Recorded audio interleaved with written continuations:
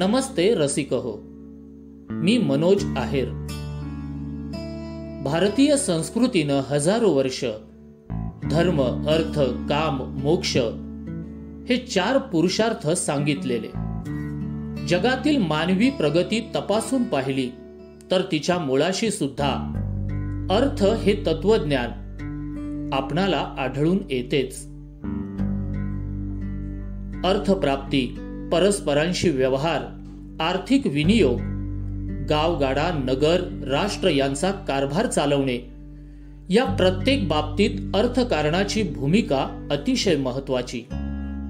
आपणही समजून घेणार आहोत अर्थकारणाचे विविध टप्पे आणि कप्पे सुद्धा.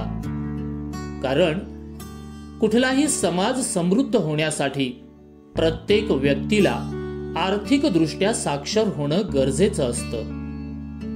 साहित्य उत्सवचं विशेष प्रसारण निखिल देशमुख यांच्या सोबत अर्थपूर्ण.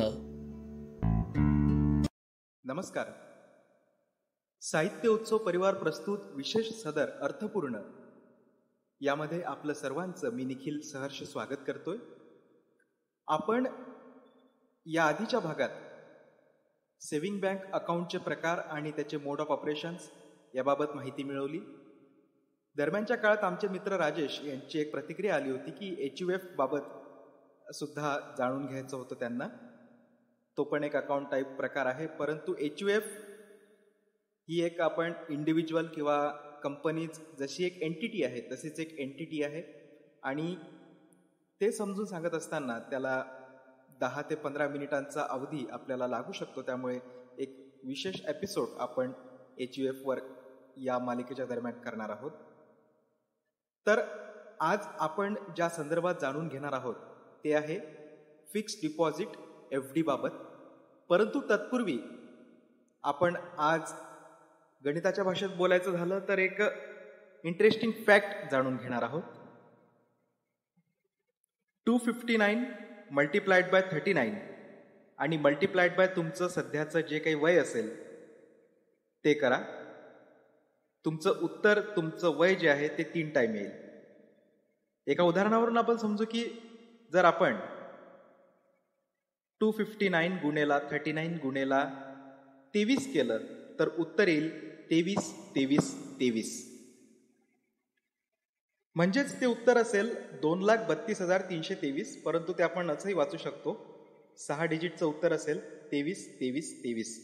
आता हे जर तुम्ही गुणेला 27 केलं तर उत्तर येईल 27 27 27. तुम्ही ते असंही वाचू शकता 2,72,227. सॉरी 2,72,727.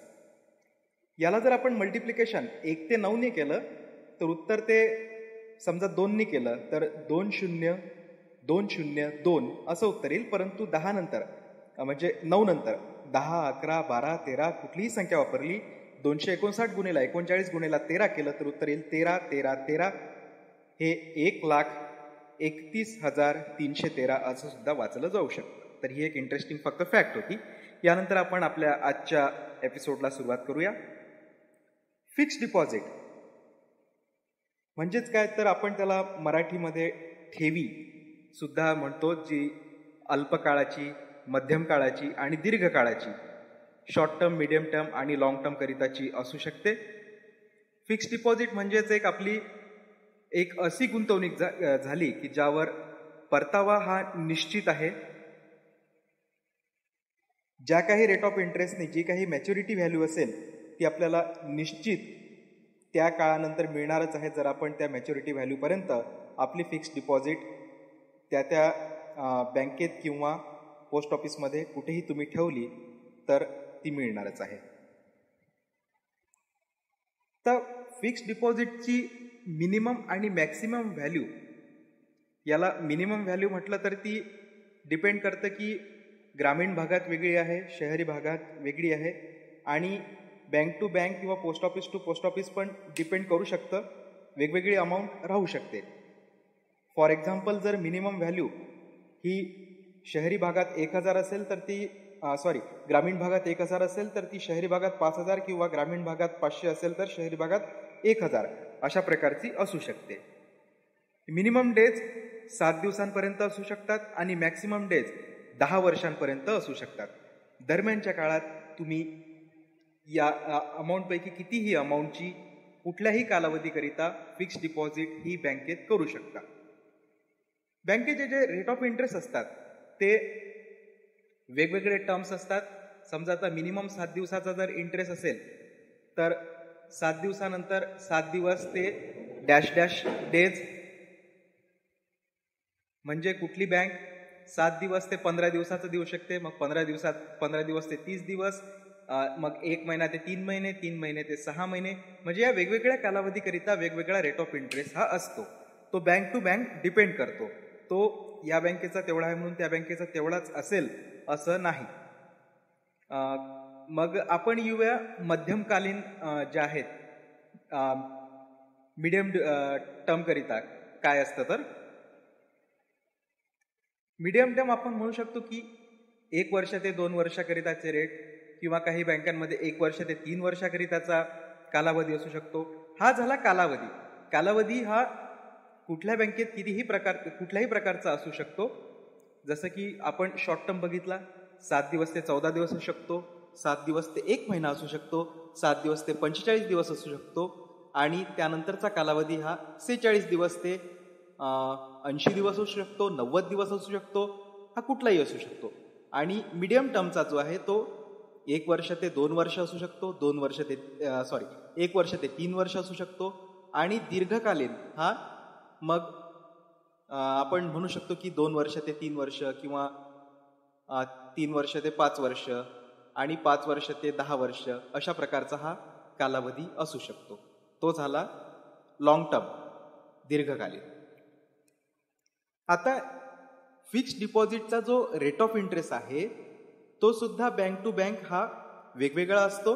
आणि तो आरबीआयची जी पॉलिसी डिसिजन असतं, जी पॉलिसी डिक्लेअर करते आरबीआय, त्यामध्ये जे रेपो रेट आणि रिव्हर्स रेपो रेट यांचा जो रेट डिक्लेअर होतो त्यानुसार फिक्स्ड डिपॉझिटचे जे रेट ऑफ इंटरेस्ट आहे ते कमी जास्त असू शकतात. जर आरबीआयने रेपो रेट कमी केले तर फिक्स्ड डिपॉझिटचे रेट्स हे कमी होण्याची शक्यता असते, आणि जर आरबीआयने रेपो रेट वाढवले तर फिक्स्ड डिपॉझिटचे रेट सुद्धा वाढले जाऊ शकतात. रेपो रेट्स किंवा रिव्हर्स रेपो रेट्स हे जे आहे ते 10 point basis, 25 point basis, 100 point basis असं आपण ऐकतो. ते काय आहे तर रिव्हर्स रेपो रेट, समजा आपण एक उदाहरण घेऊया की रेपो रेट आता 5% आहे आणि आरबीआयने जर ते 5.5% करायचं ठरवलं तर आरबीआयने 0.5% ने त्यामध्ये वाढ केलेली आहे. परंतु आपण बातम्यांमध्ये असं ऐकतो की रिव्हर्स रेपो रेट हे 50 बेसिस पॉइंट्सने वाढवण्यात आलेले आहे. तर याचा अर्थ नेहमी आपण असा काढावा की 0.5% म्हणजेच 50 बेसिस पॉइंट, 10% म्हणजेच 10 बेसिस पॉइंट, 0.25 बेसिस म्हणजे 25% म्हणजेच 25 बेसिस पॉइंट, आणि 1% म्हणजेच 100 बेसिस पॉइंट हे याचं गणित असतं. मी 0.10%, 0.25% बोललेलं आहे, परंतु ते तुम्ही 0.10%, 0.25%, 0.50% असं घ्यावं. आणि 2% म्हणजेच 200 बेसिस पॉइंट. तर असं याचं रिव्हर्स रेपो रेट आणि रेपो रेटचं बातम्यांमधून जे आपल्याला कळतं ते गणित आहे. तर या बेसवरती फिक्स्ड डिपॉझिटचे रेट ऑफ इंटरेस्ट हे कमी जास्त होऊ शकतात, आणि कालावधी जे बँकेचे ठरलेले आहे त्यामध्ये सुद्धा बदल हा होऊ शकतो. जर रिव्हर्स रेपो रेट आणि रेपो रेटमध्ये कुठल्याही प्रकारचे बदल झाले तर बँक कुठल्या एका विशिष्ट कालावधीकरिताच, समजा बँकेकडे 1 वर्ष ते 2 वर्षाचा कालावधी उपलब्ध आहे आणि 2 वर्ष ते 3 वर्षाचा पण कालावधी उपलब्ध आहे, तर शक्यता अशी आहे की बँक फक्त 2 वर्ष ते 3 वर्षाचा जो कालावधी आहे त्याच्याच रेट ऑफ इंटरेस्टमध्ये बदल करेल, आणि बाकी रेट ऑफ इंटरेस्ट हे जसेच्या तसेच राहू शकतात. किंवा 7 दिवस ते 45 दिवसांचा कालावधी उपलब्ध असेल आणि 1 वर्ष ते 2 वर्षाचा कालावधी उपलब्ध असेल, 2 वर्ष ते 3 वर्षाचा कालावधी उपलब्ध असेल, तर यापैकी कुठल्याही 2 याच्यात सुद्धा बदल करू शकते किंवा सर्वच याच्यामध्ये बदल करू शकते किंवा एकाच कालावधीच्या रेट ऑफ इंटरेस्टमध्ये सुद्धा बदल हा होऊ शकतो. तो डिपेंड करतो बँकेचं पॉलिसी डिसिजन हे रेपो रेट आणि रिव्हर्स रेपो रेट म्हणजे आरबीआयच्या पॉलिसी डिसिजन नंतर काय असतं हे झालं रेट ऑफ इंटरेस्ट बाबत. आता फिक्स्ड डिपॉझिट ही ओपन कोण करू शकतं, तर इंडिव्हिज्युअल करू शकतो, विथ जॉईंट अकाउंट करू शकतो आपण. आणि जॉईंट अकाउंट जर केलं तर रूल तेच अप्लिकेबल होणार जे रूल्स आपण मोड ऑफ ऑपरेशन्सचे आधी बघितलेले आहे. जर आपण एखादं फिक्स्ड डिपॉझिट ओपन केलंय, फॉर एक्झाम्पल 10,000चं, पिरियड आहे आपला 1 वर्षाचा आणि अकाउंट आहे जॉईंट विथ आयदर ऑर सर्वायव्हर, हे मोड ऑफ ऑपरेशन आपण घेतलेलं आहे. ते रिकलेक्ट करा की आयदर ऑर सर्वायव्हर म्हणजे काय होतं. तर मी सुद्धा साईन करून म्हणजे 2 जॉईंट व्यक्ती असतील, 2 पैकी कोणीही साईन करून अकाउंटमध्ये ऑपरेशन करू शकतो, व्यवहार करू शकतो. जर जॉईंटली असेल तर दोघांचीही साईन आवश्यक आहे. तर इथे जर ऑपरेशन आपलं आयदर ऑर सर्वायव्हर असेल आणि 1 वर्षानंतर जर ती फिक्स्ड डिपॉझिट ही आपल्याला ब्रेक करायची असेल. आता एक इंटरेस्टिंग हे असं आहे की इंग्रजी आणि मराठीमध्ये आपण त्याला FD मोडायची असं म्हणतो, परंतु इंग्रजीमध्ये त्याला ब्रेक करणे म्हणजे तोडणे, आपण तोडायची आहे असं कधी कधी शक्यतोवर म्हणत नाही. FD मोडायची आहे आणि इंग्रजीमध्ये ब्रेक करायची आहे. तर असो, तर याकरिता दोघांपैकी कोणाचीही एकाची साईन असेल तर ती फिक्स्ड डिपॉझिट त्या कालावधीकरिताची ब्रेक करून अमाऊंट ही सेव्हिंग बँकेच्या अकाउंटमध्ये ट्रान्सफर केली जाते. परंतु प्रीमॅच्युअर ब्रेक करायची असेल तर काय, तर शक्यतोवर बँक दोघांचीही सहमती मागू शकते. म्हणजे दोघांनीही साईन करून दिली तर प्रीमॅच्युअरली फिक्स्ड डिपॉझिट ही ब्रेक केली जाऊ शकते. आता आपण उदाहरण आपलं कंटिन्यू करूया. 10,000ची फिक्स्ड डिपॉझिट.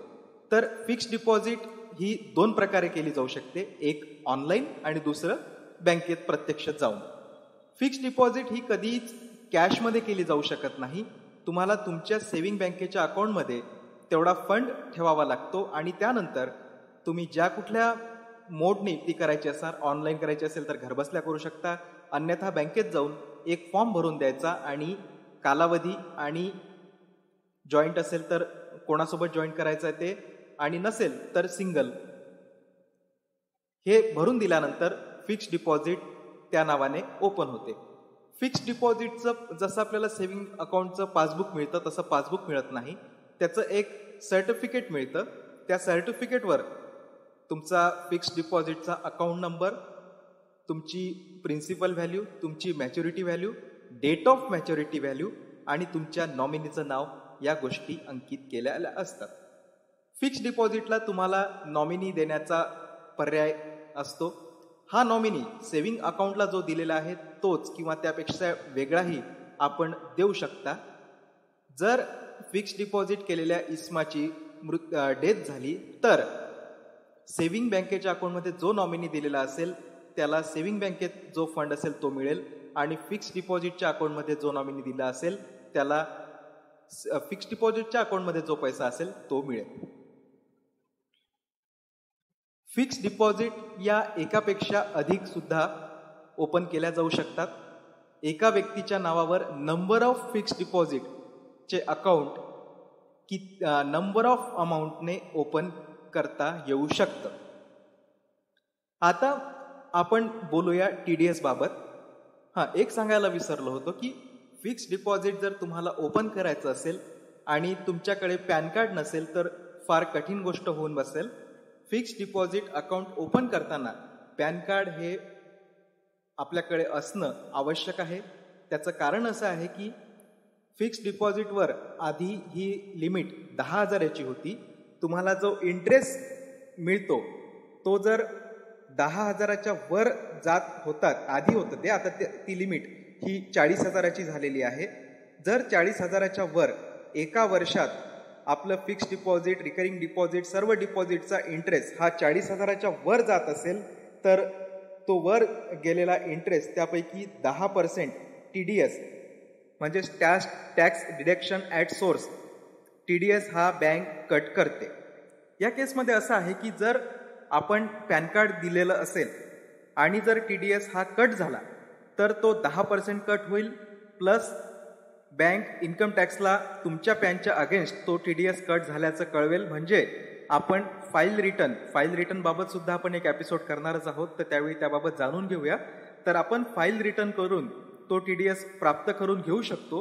परंतु पॅन कार्डच नसेल तर बँक 20% TDS डिडक्ट करते आणि हा TDS मिळवण्याकरिता फार गुंतागुंतीची आणि कठीण प्रोसेस आहे. कधी कधी तो मिळत पण नाही, कारण तो कुठल्या पॅनला जातो, कुठे जातो हेच शोधणं फार जिकरीचं होऊन जातं. त्यामुळे फिक्स्ड डिपॉझिट ओपन करत असाल तर पॅन कार्ड हे मस्ट आहे, हे आपण लक्षात ठेवावं. आता हा जो TDS आहे, आणखी एक रेट ऑफ इंटरेस्ट बाबत सांगायचं राहून गेलं की बँकेच्या भाषेत आपण वय वर्ष 60 म्हणजे सामान्य नागरिक आहोत आणि वय वर्ष 60च्या वर सिनियर सिटीजन आहोत.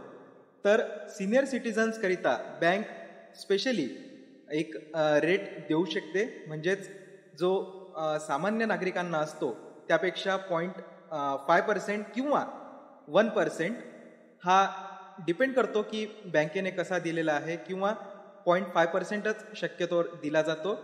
हा रेट ऑफ इंटरेस्ट सामान्य नागरिकांच्या तुलनेत सिनियर सिटीजन यांना जास्त दिला जातो.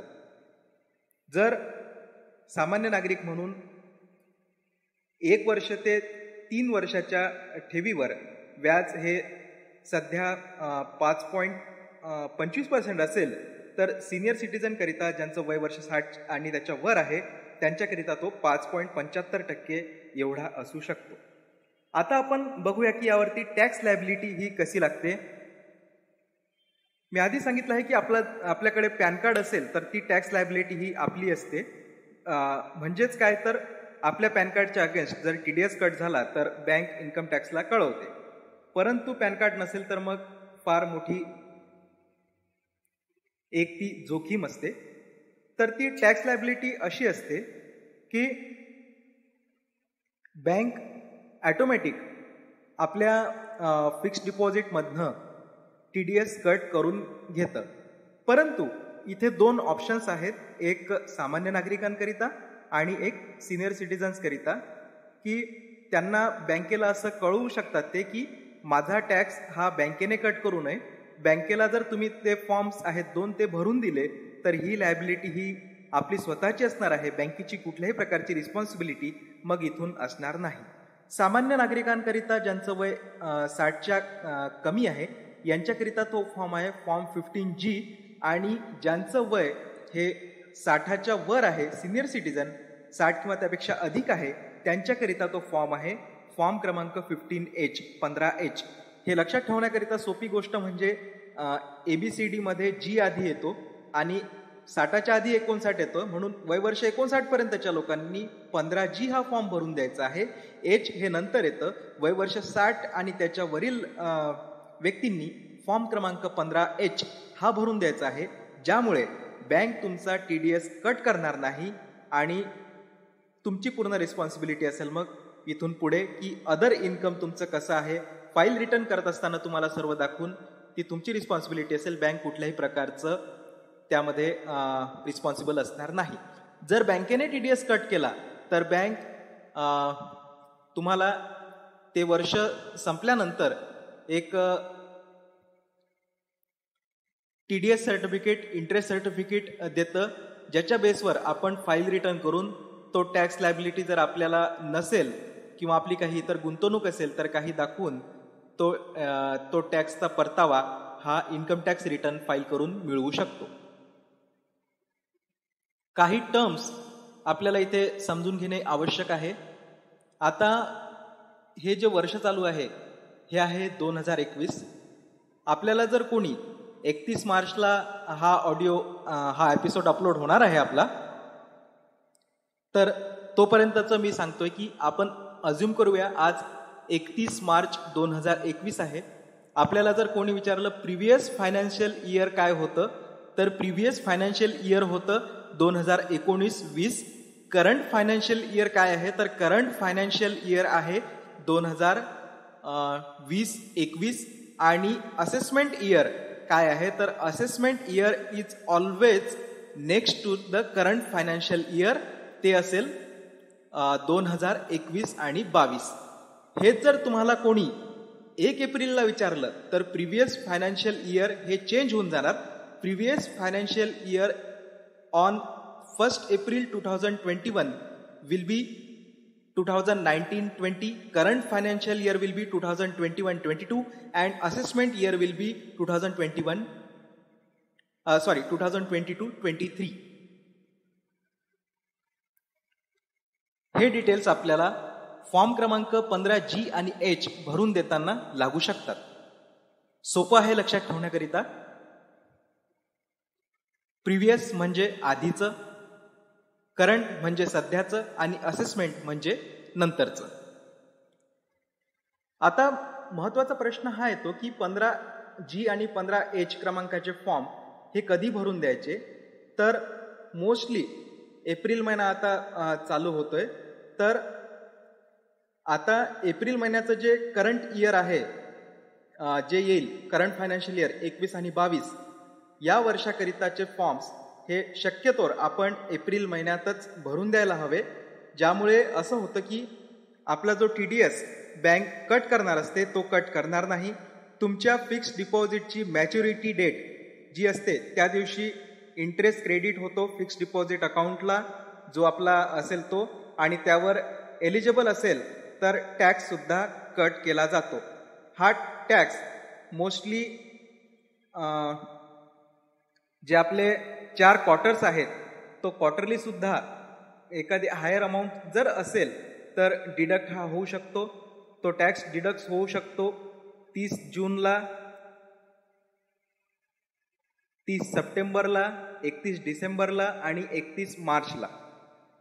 म्हणून आणि एक तुमची जी मॅच्युरिटी असेल त्या मॅच्युरिटीच्या दिवशी.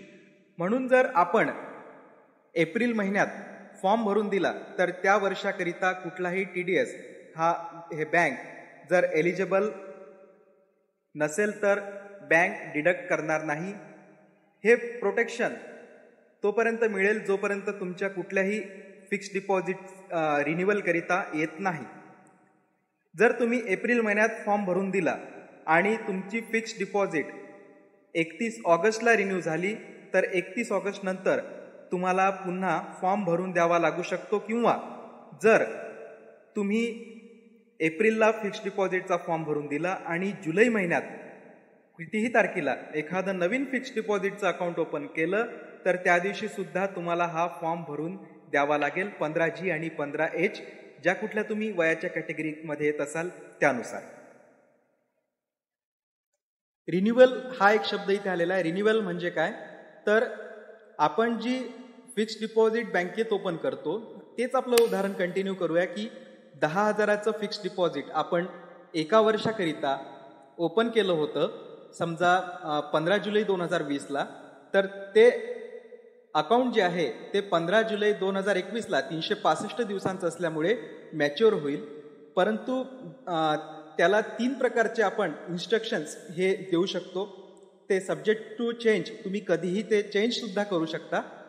पहिलं इन्स्ट्रक्शन असतं ते म्हणजे तुमचं जे फिक्स्ड डिपॉझिट आहे ते ऑटो रिन्यू व्हावं, म्हणजे विथ प्रिन्सिपल प्लस इंटरेस्टने ऑटो रिन्यू व्हावं. दुसरं एक इन्स्ट्रक्शन असतं की आपलं फिक्स्ड डिपॉझिट अकाउंट हे फक्त प्रिन्सिपल म्हणजेच 10,000 रुपयाने ऑटो रिन्यू व्हावं आणि त्याचा जो काही इंटरेस्ट आलेला आहे तो आपल्याला सेव्हिंग अकाउंटला मिळावा.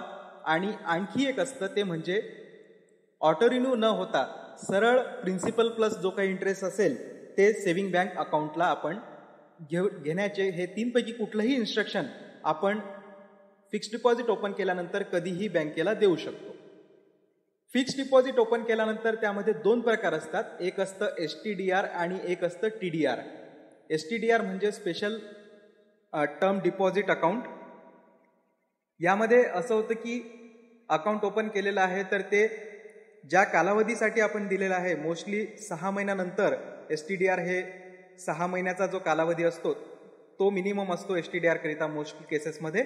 6 महिन्याच्या वरचा जर कालावधी असेल तर STDR ओपन होतं. त्यामध्ये असं होतं की आपल्याला त्या कालावधीनंतर ते अकाउंट ॲटोमॅटिकली रिन्यू होत जातं. जर आपण 1 वर्षाचं केलेलं असेल STDR तर ते 10,000चं, तर 10,000वर समजा 700 रुपये इंटरेस्ट मिळाला तर 10,700 रुपयांनी पुन्हा ते अकाउंट आपलं रिन्यू होईल.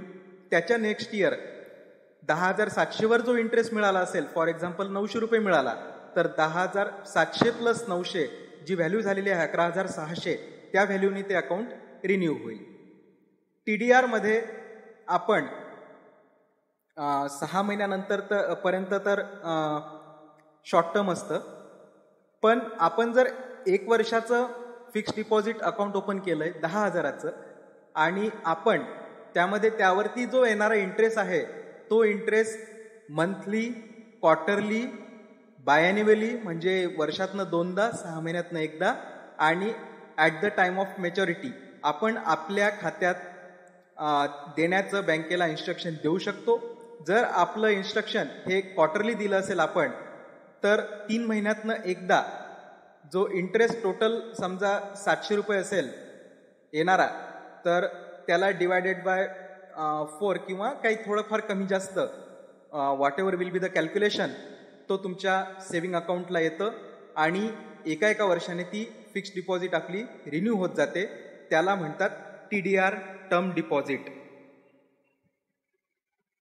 आणि अशी पण केस येऊ शकते की मध्येच आपल्याला आपलं फिक्स्ड डिपॉझिटचं जे अकाउंट आपण ओपन केलेलं आहे 10,000चं 15 जुलै 2020ला, ते मध्येच मोडावं लागू शकतं काही कारणास्तव. तर ती पण सुविधा आपल्याला उपलब्ध आहे. जर या केसमध्ये आपण समजा क्वार्टरली इंटरेस्ट घेत असू किंवा मंथली इंटरेस्ट घेत असू, म्हणजे आपण जर तो TDR ओपन केला असेल आणि आपण 6 महिन्यांनी ब्रेक करायला जाऊ, तर आपण त्याचा इंटरेस्ट ऑलरेडी घेतलेला असल्यामुळे आपल्याला आपला जो इंटरेस्ट आहे तो आपली जी प्रिन्सिपल व्हॅल्यू होती 10,000 त्यामधनं मायनस केला जाईल. प्लस प्रत्येक बँक अकॉर्डिंगली त्यांच्या पॉलिसी डिसिजननुसार इंटरेस्टवर पेनॉल्टी लावतात. ती 0.5% किंवा 1% एवढी असू शकते आणि रेट ऑफ इंटरेस्ट हा जो ॲक्च्युअल त्या कालावधीकरिताचा असेल तो आपल्याला मिळतो. जर ती स्पेशल टर्म डिपॉझिट असेल, हे झालं TDR बाबतचं, तर स्पेशल टर्म डिपॉझिटमध्ये जे आपलं 10,000 होते, 6 महिन्यानंतर आपण ब्रेक करायला गेलो तर 6 महिन्यानंतर 10 वर्षांनी जो इंटरेस्ट 6 महिन्यानंतर 10,000वरती जो इंटरेस्ट मिळेल तो त्या रेट ऑफ इंटरेस्टला ती पेनल्टी लागू होईल आणि ती अमाऊंट आपल्याला आपल्या खात्यात मिळेल. म्हणजेच काय, तर प्रीमॅच्युअर जर आपल्याला फिक्स्ड डिपॉझिटचं अकाउंट हे ब्रेक करायचं असेल तर आपल्याला त्यावरती पेनल्टी लागते. ही पेनल्टी ऑलवेज इंटरेस्टवर असते, परंतु आपण क्वार्टरली किंवा मंथली इंटरेस्ट घेत असाल तर आपण ऑलरेडी इंटरेस्ट हा घेतलेला आहे, त्यामुळे आपली जी प्रिन्सिपल व्हॅल्यू आहे त्यामधून तो इंटरेस्ट कट केला जातो, परंतु तो आपली प्रिन्सिपलवरती पेनल्टी नसते. हे इथे आपण लक्षात ठेवावं. यावर आणखी एक उपाय आहे. काही बँकांमध्ये ही सुविधा उपलब्ध आहे. आपण जर आपल्याला कधी गरज पडली तर बँकेला विचारूनच या सुविधेचा लाभ घ्यावा.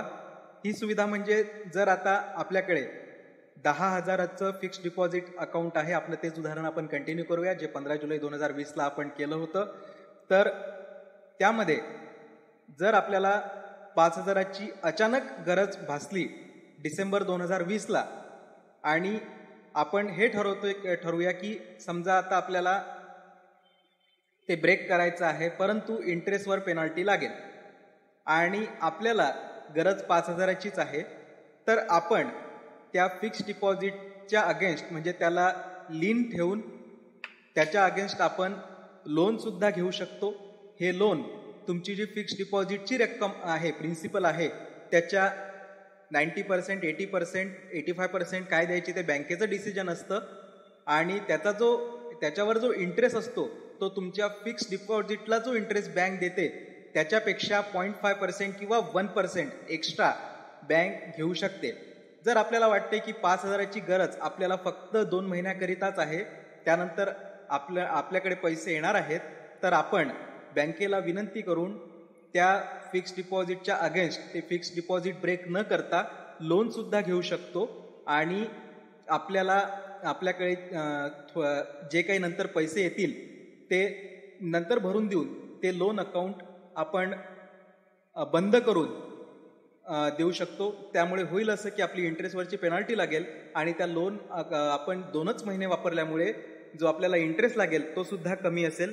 हे लोन किती प्रकारचं असतं, कसं आपण घेऊ शकतो, हे आपण आपला लोन सेक्शन बाबत ज्यावेळी एपिसोड करू त्यावेळी निश्चितच याबाबत आणखी माहिती जाणून घेऊ.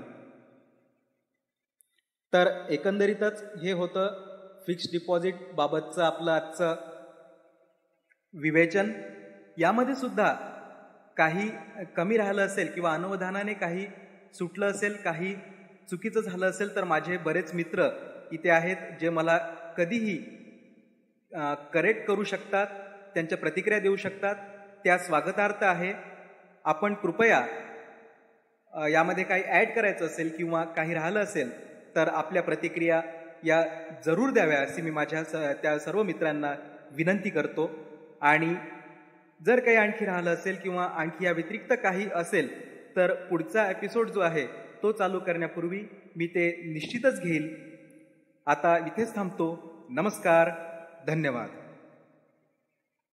दर्जेदार साहित्याचा आणि कलाकृतींचा आस्वाद घेण्यासाठी जॉईन करा साहित्य उत्सव व्हॉट्सॲप किंवा टेलिग्राम ग्रुप.